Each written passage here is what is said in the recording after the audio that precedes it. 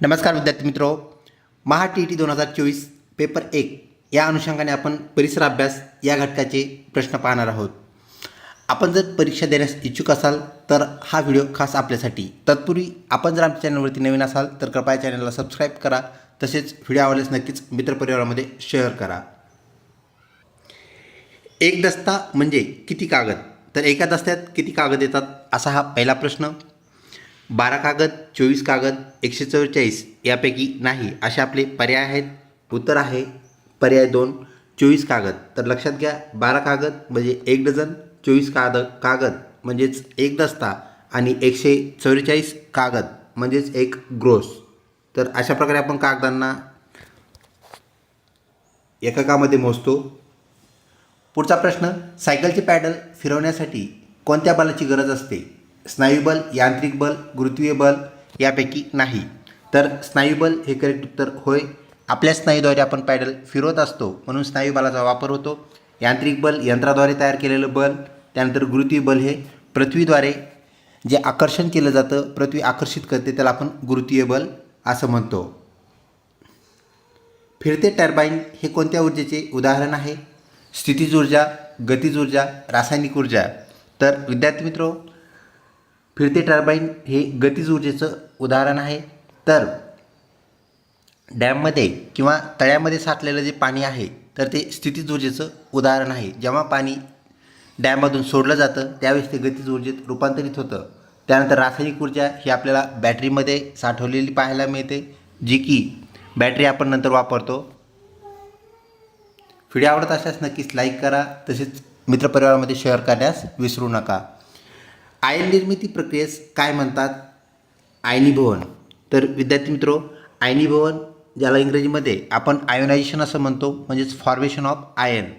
त्यानंतर आयनीकरण आणि आयन परावर्तन हे पर्याय आपल्याला पाहायला मिळतात. करेक्ट उत्तर आयनीभवन हे होय.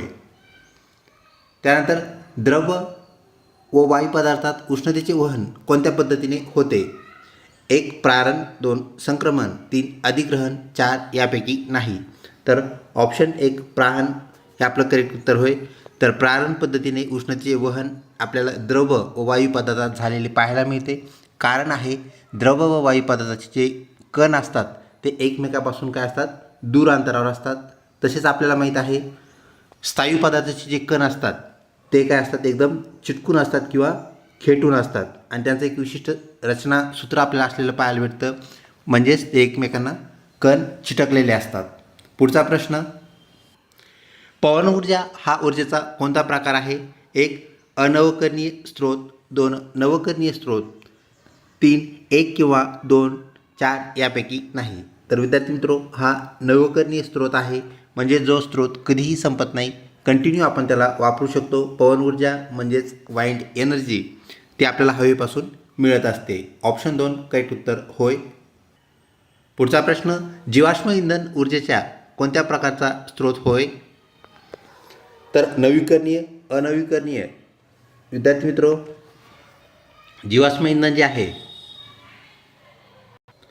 हा ऑप्शन 2 अनवकरणीय स्रोत असल्याला आपल्याला पाहायला मिळतो. म्हणजे जीवाश्म इंधन एकदा संपल्यानंतर ते आपल्याला परत तयार करता येत नाहीत.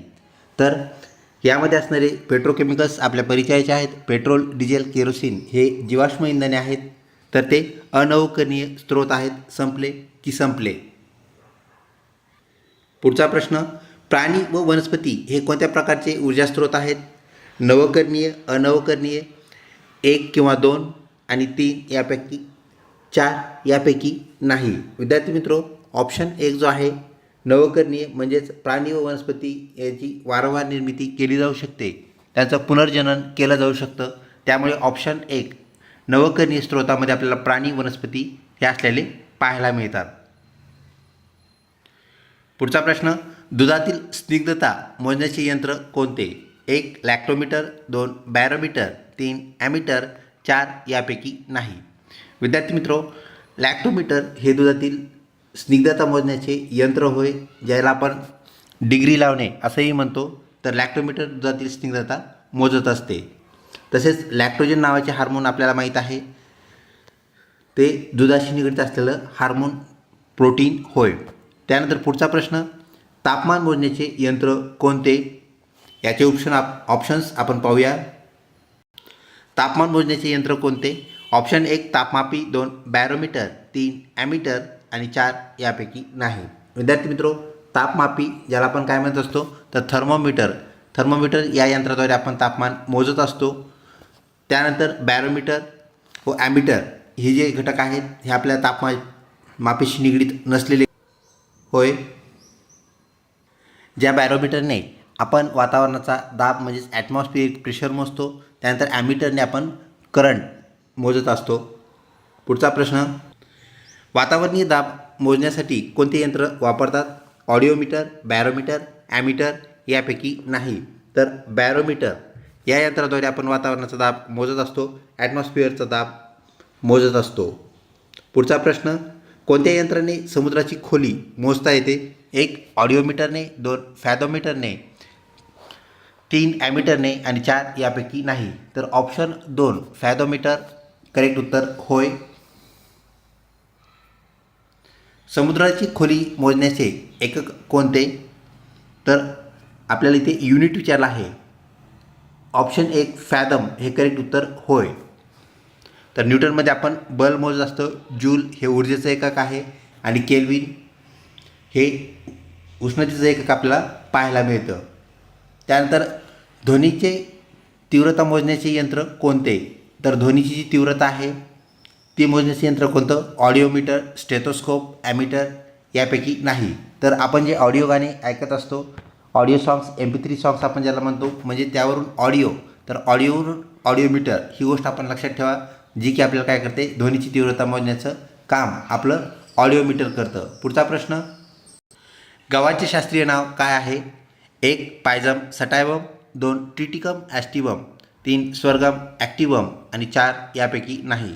तर ऑप्शन 2 ट्रिटिकम ॲस्टिवम हे गव्हाचे जे आपले एक धान्य आहे त्या धान्याचे शास्त्रीय नाव होय. तर पायझम सटायवम म्हणजेच आपला वाटाणा होय. बटाट्याचे शास्त्रीय नाव काय आहे? पायझम सटायवम, सोलेनम ट्युबरोजम, मॅग्निफेरा इंडिका यापैकी नाही.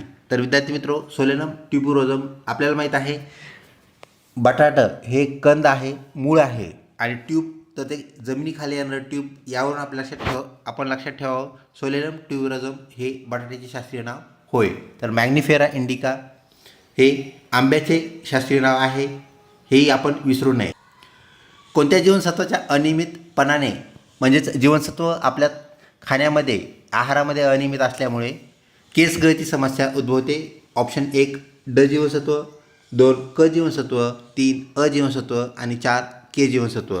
तर ऑप्शन 4 के जीवनसत्व याचं जर अनियमित प्रमाण आपल्या शरीरात असेल, खाण्यामध्ये असेल, तर आपल्याला केस गळतीसारखे समस्या उद्भवलेल्या पाहायला मिळते. पुढचा प्रश्न विद्यार्थी मित्रो, मानवात जनुकांची, ज्याला आपण इंग्रजीमध्ये जीन्स असं म्हणतो, जनुकांची संख्या किती असते? ऑप्शन 1 97 अब्ज, 2 97 लाख, 3 97,000 आणि 4 यापैकी नाही. तर 97 अब्ज एवढे प्रचंड जनुके म्हणजेच जीन्स आपल्या शरीरात असतात आणि ते आपलं शरीर आयुष्यभर ऑपरेट करतात, चालवतात. ऑप्शन 1 97 अब्ज करेक्ट उत्तर होय. जगात सर्वात कठीण पदार्थ कोणता आहे? 1 हिरा, 2 प्लॅटिनम, 3 लोखंड, 4 सोने. विद्यार्थी मित्रो, ऑप्शन 1 हिरा करेक्ट उत्तर होय.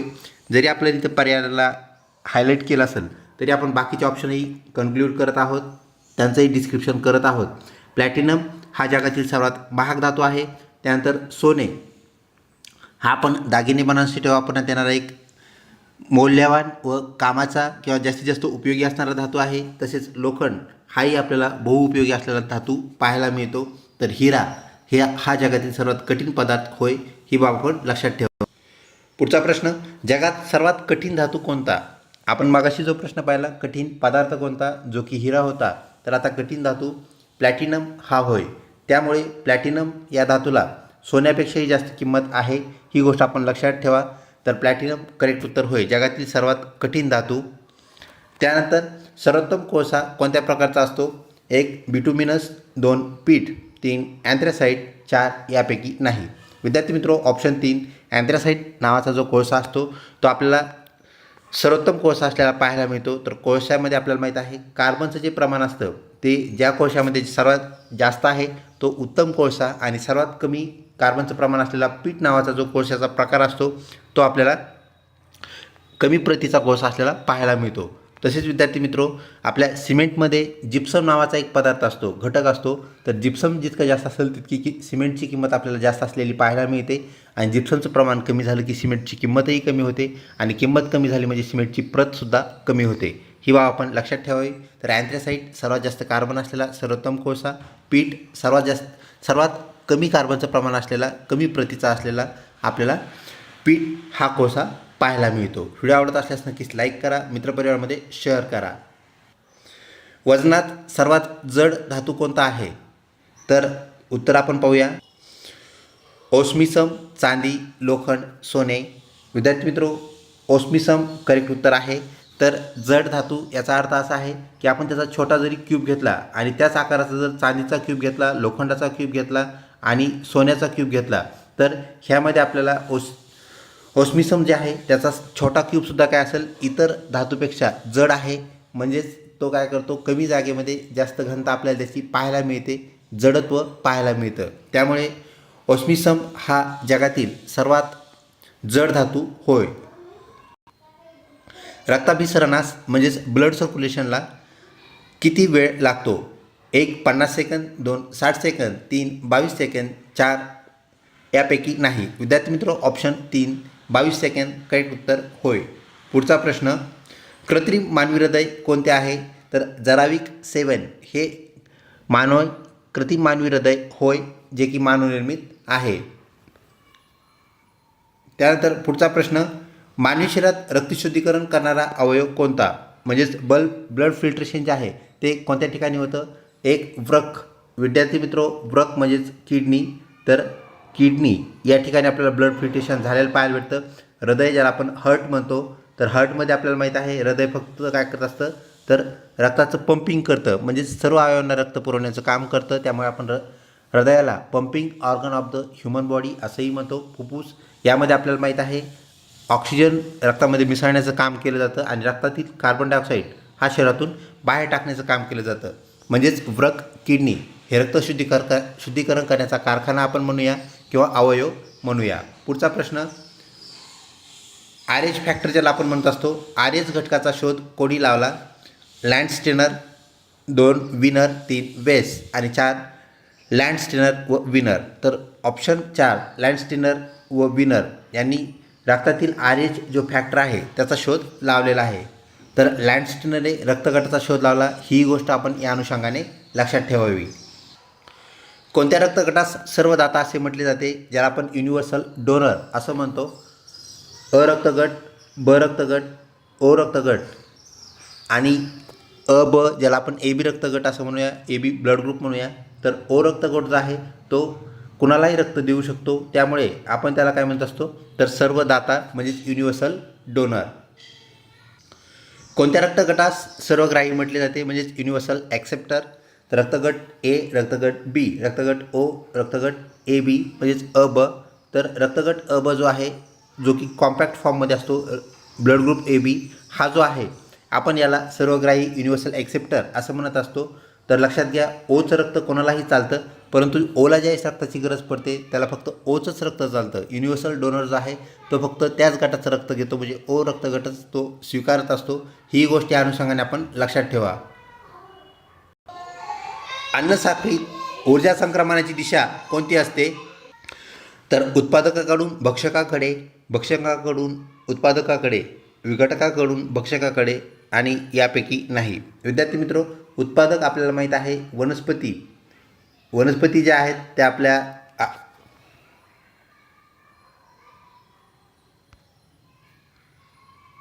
सॉरी फॉर इनकन्व्हिनियन्स, वनस्पती ज्या आहेत त्या आपल्या अन्नसाखळीमधील उत्पादकाचं काम करतात.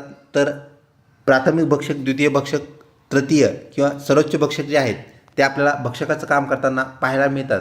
म्हणजेच उत्पादकाकडून ऊर्जा ही काय होत असते, संक्रमित होत असते भक्षकाकडे. पुढचा प्रश्न, विघटकाचे अन्नसाखळीत काय काम असते? 1 जीवभूरासायन चक्र अबाधित ठेवणे, 2 अन्न तयार करणे, 3 तृतीय भक्षकास खाणे आणि 4 उत्पादकांना विघटित करणे. विद्यार्थी मित्र ऑप्शन 1 जीवभूत रसायन चक्र जे आहे तर ते अबाधित ठेवणे म्हणजेच जिओकेमिकल सायकल चालवणे हे आपल्याला विघटकाचं, तर विघटक जो आहे अत्यंत महत्त्वाची भूमिका बजावणारा आपल्या अन्न साखळीतील घटक होय. तसंच अन्न तयार करण्याचं काम जे आहे ते उत्पादकाचं असतं. तृतीय भक्षकास खाण्याचं काम आपल्याला माहीत आहे सर्वोच्च भक्षकाचं असल्याला आपल्याला पाहायला मिळतं. त्यानंतर उत्पादकांना विघटित करणे किंवा कुठल्याही मृत प्राण्याला, मृत वनस्पतीला, सूक्ष्मजीवाला विघटित करण्याचं काम हे विघटकांचं असतं. हे या अनुषंगाने आपण लक्षात ठेवावं. पुढचा प्रश्न, बर्फाळ प्रदेशात बर्फ झाडावर साचू नये म्हणून झाडांच्या आकारात कोणते अनुकूलन म्हणजेच ॲडॅप्टेशन आपल्याला पाहायला आढळते. 1 शंकवाकृती आकार असणे, 2 पसरट फांद्या असणे, 3 नाजूक खोड असणे आणि 4 यापैकी नाही. तर विद्यार्थी मित्र त्या पानांचा जो आकार असतो शंकवाकृती आपल्याला पाहायला मिळतो, शंकूसारखा असलेला पाहायला मिळतो, जेणेकरून काय होत असतं तर बर्फ साचलेला काय होतो निथळण्यास म्हणजेच खाली पडण्यास, खाली गळण्यास त्यांना मदत होते. ऑप्शन 1 करेक्ट उत्तर होय. सर्वप्रथम पृथ्वीवर कोणता वनस्पती गट उदयास आला, म्हणजेच आपल्या भूतलावर सर्वात अगोदर कोणत्या प्रकारच्या वनस्पती आल्या, कोणत्या गटातल्या वनस्पती आल्या? 1 शेवाल, 2 कवक, 3 सपुष्प वनस्पती, 4 द्विदल वनस्पती. विद्यार्थी मित्र ऑप्शन 1 शेवाल प्रकारच्या वनस्पती सर्वप्रथम आपल्याला आपल्या भूतलावर, आपल्या पृथ्वीवर आलेले पाहायला मिळतात. काही ठिकाणी मग शेवाळासारखे घटक त्या वनस्पतीमध्ये नव्हते, काही अडचणी आल्या म्हणून कवकसारख्या घटक वनस्पती तयार झालेल्या आपल्याला पाहायला भेटल्या. त्यानंतर ॲडव्हान्स वनस्पती आपल्याला सपुष्प वनस्पती म्हणजे फुलं असणाऱ्या वनस्पती पाहायला भेटल्या. आणि त्यानंतर द्विदल घटक जे आहेत, द्विदल घटक म्हणजेच ज्या वनस्पतींचे बिया ज्या आहेत त्या 2 घटकामध्ये फुटू शकतात, ज्याला आपण पल्स म्हणूया, डाळी म्हणूया, डाळीसारख्या वनस्पती आपल्याला तयार झालेल्या पाहायला मिळाल्या. तर सगळ्यात पहिल्या कोण आलं? सर्वप्रथम पृथ्वीवर येणारी वनस्पती म्हणजेच शेवाल, ज्याला आपण मराठीमध्ये शेवाळं असं म्हणतो. ही बाब आपण लक्षात ठेवा, दॅट इज अल्गी. पुढचा प्रश्न विद्यार्थी मित्र, अनुकूल परिस्थितीत जीवाणू किती कालावधीत दुप्पट होऊ शकतात? म्हणजे कुठलेही जे जीवाणू आहेत, ज्याला आपण बॅक्टेरिया म्हणतो इंग्रजीमध्ये, तर त्यांचा दुप्पट होण्याचा जो रेट आहे, दुप्पट होण्याचा जो दर आहे, तो आपल्याला कोणत्या अनुकूल परिस्थितीत किती फास्ट पाहायला मिळतो? तर 20 मिनिटामध्ये आपल्याला ते दुप्पट झालेले पाहायला मिळतात. एरवी त्यांचा दर काय होत असतो? कमी कमी झालेला आपल्याला पाहायला मिळतो. म्हणजेच अनुकूलन परिस्थिती नसेल, ज्याला आपण प्रतिकूल परिस्थिती, ॲडवर्स कंडिशन असं म्हणत असतो, ॲडवर्स कंडिशनमध्ये हा कालावधी आपल्याला वाढलेला पाहायला मिळतो. तर सर्वात कमी कालावधी आपल्याला ह्या अनुकूल परिस्थितीत पाहायला मिळतो 20 मिनिट. 20 मिनिटात जे बॅक्टेरिया आहेत ते आपल्याला दुप्पट पाहायला भेटतील अनुकूल परिस्थितीमध्ये. ही बाब आपण लक्षात ठेवावी. RNAचे पूर्ण रूप काय आहे? Ribonucleic acid, radionucleic acid, deoxy nucleic acid. त्यानंतर यापैकी नाही. ऑप्शन 1 रायबोन्यूक्लिक ॲसिड हे RNAचं पूर्ण रूप होय. कॉलरा रोगाचा रोगजंतू कोणता? व्हिब्रिओ कॉलरी, प्लाझ्मोडियम व्हायवॅक्स, HIV. त्यानंतर यापैकी नाही. विद्यार्थी मित्र ऑप्शन 1 व्हिब्रिओ कॉलरी हा कॉलरा रोगाचा रोगजंतू होय. तसेच प्लाझ्मोडियम व्हायवॅक्स ह्या परजीवीमुळे आपल्याला मलेरिया झालेला पाहायला मिळतो. तर HIV या घटकामुळे, ह्या विषाणूमुळे आपल्याला एड्स नावाचा रोग झालेला पाहायला मिळतो. तर व्हिब्रिओ कॉलरी करेक्ट उत्तर होय. विषमज्वर रोगाचा रोगजंतू कोणता? 1 साल्मोनेला टायफी, 2 प्लाझ्मोडियम व्हायवॅक्स, 3 HIV, 4 यापैकी नाही. तर विद्यार्थी मित्र ऑप्शन 1 साल्मोनेला टायफी हा विषमज्वर, ज्याला आपण टायफॉईड असं म्हणत असतो, त्यामध्ये ज्वर म्हणजेच ताप हा विषम असतो, कमी होत असतो, जास्त होत असतो, त्यामुळे आपण त्याला विषमज्वर म्हणतो. ऑप्शन 1 करेक्ट उत्तर होय. NIVचे पूर्ण रूप काय आहे? 1 national institute of virology, 2 national institute of veterinary, 3 national institute of vaccine आणि 4 यापैकी नाही. विद्यार्थी मित्र option 1 national institute of virology हे आपल्याला NIVचे पूर्ण रूप असलेले पाहायला मिळते. पुढचा प्रश्न, एलिझा चाचणीद्वारे कोणत्या रोगाचे निदान करता येते? 1 मलेरिया, 2 के test, 3 AIDS, 4 antigen. Option 3 AIDS correct उत्तर होय. पुढील प्रश्न, जेनरिक औषधांना काय म्हणतात? सामान्य औषधे, विशेष औषधे, अनुपयुक्त औषधे आणि 4 यापैकी नाही. ऑप्शन 1 सामान्य औषधे आपण जेनरिक औषधांना म्हणत असतो. पुढचा प्रश्न, धातूला ठोकून पत्रा तयार करण्याचा गुणधर्म म्हणजे काय?